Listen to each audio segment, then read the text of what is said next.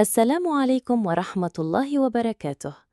اليوم سنتحدث عن موضوع عميق وجوهري لكل امرأة: طاقة الرحم. الرحم ليس مجرد عضو جسدي يخلق الحياة، بل هو أيضاً مركز طاقي يحمل ذكريات وتجارب، الحب، الألم، الفقد وحتى صدمات الأجيال السابقة.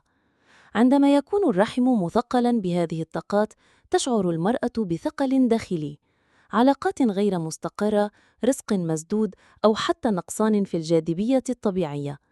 ولكن عند تنظيف هذه الطاقة، تشعر المرأة وكأن أبواب الكون تفتح لها: وفرة، حب، انسجام، وإشراقة خاصة في الوجه والجسد.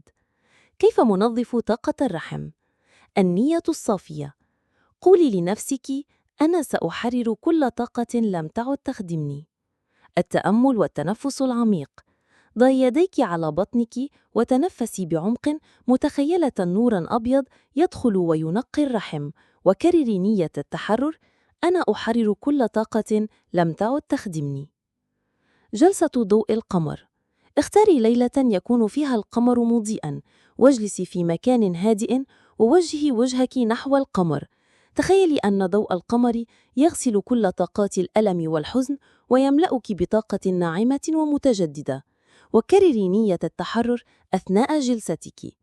حمام التطهير بالطاقة.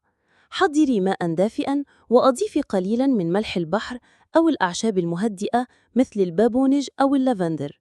تخيلي أن الماء يغسل كل طاقات الألم والخوف من جسدك ومنطقة الرحم، وكرري نية التطهير. يمكنك إنهاء الحمام بدعاء أو شكر للذات على هذه الخطوة الروحية. مع ممارسة هذه الخطوات بانتظام، ستشعرين بطاقة جديدة تدفق داخلك، جاذبية طبيعية، أنوثة متألقة، وأبواب الرزق تفتح بلا مجهود كبير. تذكري: الرحم هو سر قوتنا الأنثوية ومفتاح الوفرة والانسجام. ابدأي رحلتك اليوم بنية صافية، قلب صادق، ورغبة في الحب والسلام الداخلي. إذا أعجبك الموضوع، اتركي تعليقاً بما شعرت به، واشتركي في القناة لمتابعة رحلتنا الروحية معاً.